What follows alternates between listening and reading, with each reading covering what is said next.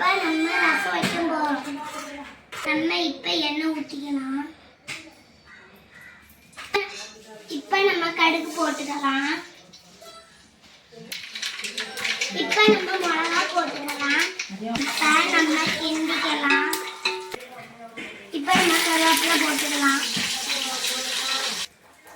இப்ப நம்ம அரைச்சு வச்ச மசாலா போட்டுக்கலாம்.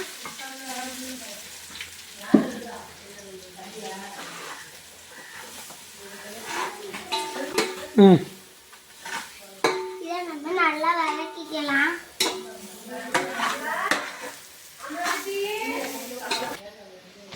இப்ப நம்ம தக்காளியும் நம்ம பச்சை மிளகாவும் போட்டுக்கலாம்.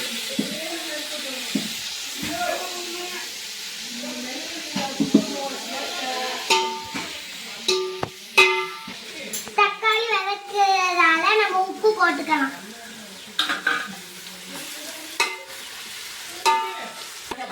இப்ப நம்ம மஞ்சத்தூளும் ரசம் பொடியும் போட்டுக்கலாம்.